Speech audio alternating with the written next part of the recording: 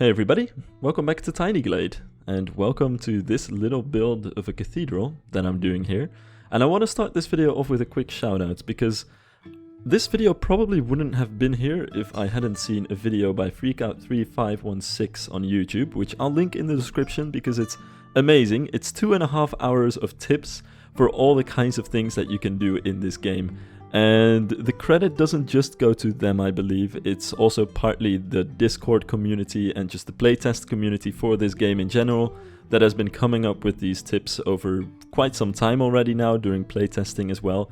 And it's just a treasure trove of ideas, and as much as I like the video for the fact that it teaches you all kinds of tricks of what you can do with the game, stuff like wells and lighthouses and different kinds of battlements and even Roman temple-like structures. It's amazing what kind of stuff you can build with it. But more than that, I'm just amazed at the ways that the procedural generation building tools respond to different tricks. And not all of the tricks are probably going to stay in the game. Sometimes it ends up being perhaps somewhat unintended, but there's a lot of amazing creativity in there, and it just continuously blows my mind just how many things you can do in this game if you look at the building tools, which, you know, in terms of the UI and the stuff that you can actually choose from, is super minimalistic. Anyway, that brings us to this build and why I'm building a cathedral.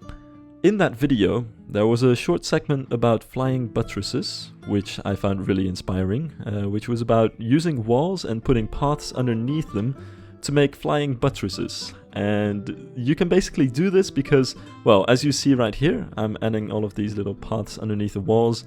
At some point I actually start moving these small roofs here to the side because it doesn't really work when you don't see what you're doing. But you can see the arches forming, and once you get these arches, you can drag them up and change their shape in any way you like. I've already seen flying buttresses in many different shapes, but I also had some ideas about this.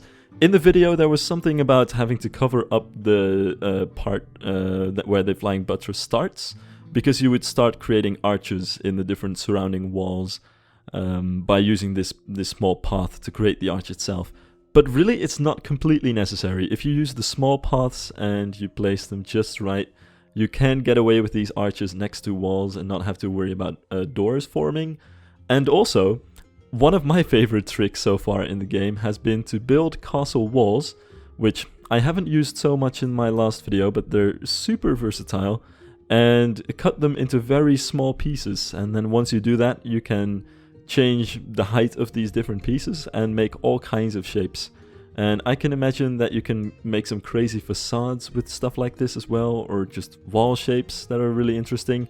But it also works for these flying buttresses, because basically many Gothic cathedrals or churches have flying buttresses on the side of the building.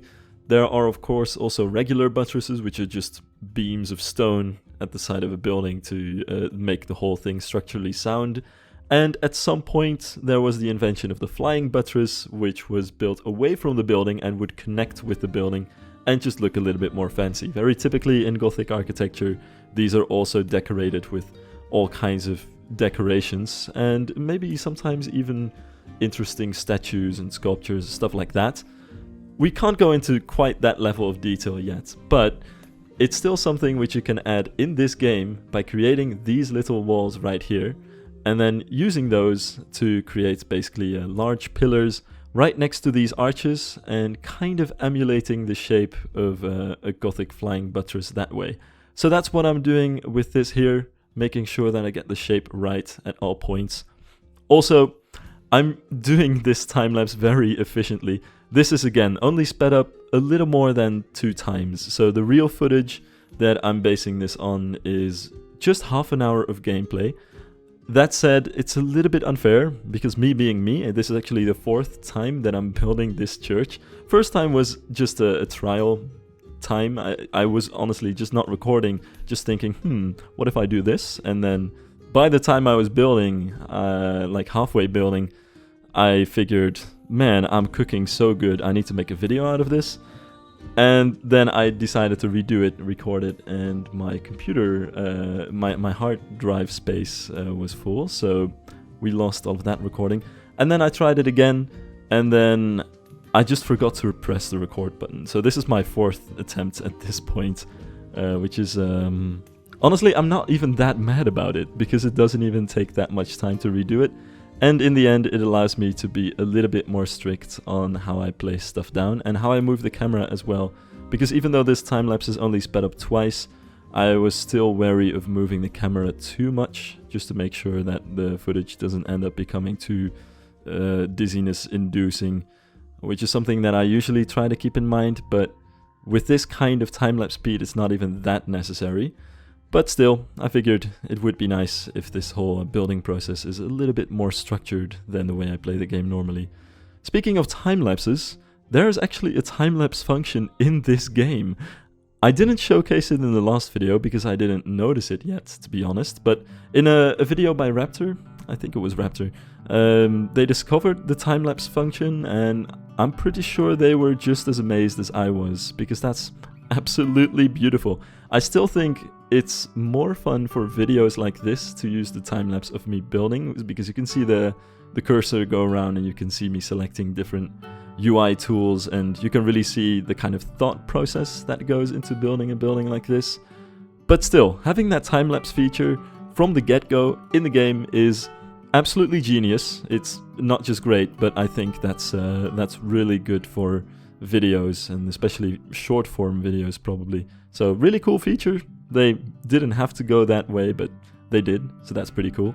Anyway, at this point you can see that the buttresses are basically finished, and you really see that sort of standard shape of a Gothic cathedral forming. I was also thinking of adding a second layer of buttresses, because if you can see some really fancy cathedrals, sometimes they have even 3 or 4 layers of these things, all just to add more and more decoration and make the building look as impressive as possible. But of course, unfortunately, this is just the demo, so we don't have that much space to work with. But who knows, at some point in the future, it might be really cool to play around with. Speaking of which, I was originally not planning to make this video. It's just that this little fun project of trying and messing about with the game's options turned out to be so much fun that I wanted to turn it into a video.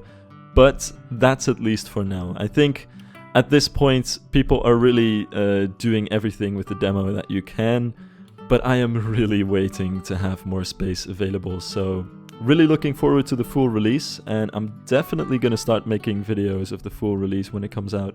But for now, I'm mostly quenched of my tiny Glade thirst. Unless there are some new crazy techniques developing, or I get a random idea for a building like this again, gonna start focusing on some other stuff again. But it's been really fun, and even for these limited tools I was half expecting it to become boring pretty quickly, because there's not a lot that you can well, add variety with in terms of colors and textures and stuff like that. But it's just playing around with these tools and the procedural generation and how it interacts with the stuff that you build. It's just still fun, even if the things you're building aren't that nice, which I think is hard. It's hard to make something in this game that doesn't look good. It's still fun to work with the mechanics and see how they interact with the stuff that you're doing. So yeah, it's just I'm sorry if my praise at this point is getting a bit repetitive, but it's just really cool to play this game, even at its basic form right now, which I think a demo should be. A demo shouldn't have too much content or too much to do, just be a proof of concept of the way that it works, which this is perfectly, and it just leaves me wanting more. And it also kind of leaves me wanting this to revolutionize the creative gaming industry as a whole. I've already seen many comments about what if we get stuff like this in games like Planet Coaster or Planet Zoo, or how you can use it to come up with Minecraft builds, stuff like this. It's gonna be tough to go back to my usual creative games after this one and have to deal with the UIs of, well, any game that doesn't have this kind of procedural generation feature. But it is what it is. We're gonna have to deal with it, because it's still fun to do all kinds of creative stuff. Anyway, speaking of creative stuff, let me go back to this build real quick, because of course Cathedral wouldn't be right without having 2 big spires in front of it. At least personally, I still like this kind of shape the most. And it's also a fun opportunity to mess around with what kind of different shapes and decorations you can add in this game. And for this spire, I decided to go with the doors on the ground floor of the tower, if you will, which isn't too realistic, but I think it looks pretty good. And then on top of that we have the double roof, kind of, which is actually a triple roof, because there's an extra roof in there to change the roof shape a little bit, make it flatten out a bit at the bottom there, with some windows to give it some flair. And then also these towers, I think it's pretty noteworthy the way that I've built them, to have these pillar structures alongside the entire side of the tower, which you can just do by adding a larger section of tower on top of the narrower section and making sure that you get those stone pillars.